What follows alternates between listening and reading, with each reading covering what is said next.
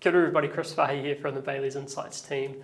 In this video, I'll be giving you a very quick update on the Auckland rating revaluation process. So this is the latest CVs and also an overview of the findings from a very quick study we did on how they compare to actual selling prices.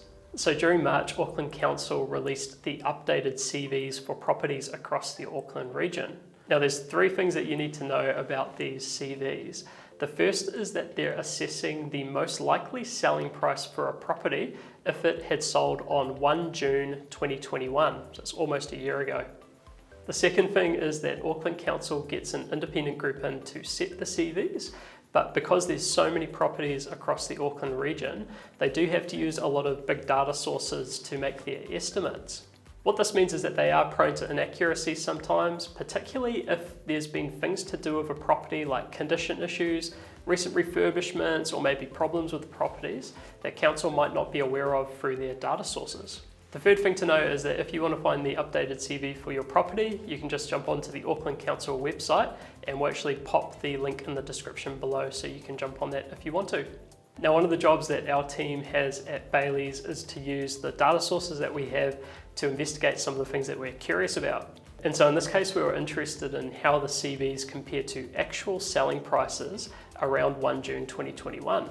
So what we did is we took 100 sales transactions in the Auckland region that sold within 1 month either side of 1 June 2021, which is the magic date for the CVs. The first thing we found was that on average, the CVs were about 2% higher than the selling price. So actually quite close on average.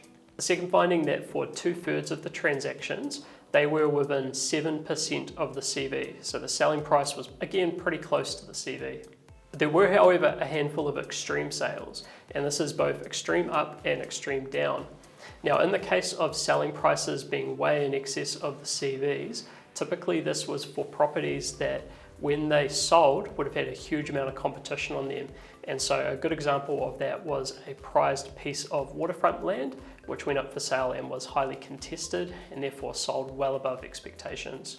There were also a small number of transactions where the selling price was quite a bit lower than the CV, and at quick inspection those were typically properties that were in poor condition, and that would be something that the council's bulk data sources might not necessarily pick up on. With that said, if you've received your updated CV and you're not sure about its accuracy, feel totally welcome to reach out to your local Bayleys office, who would be more than happy to run an appraisal for you to give you a sense about what they think it's worth.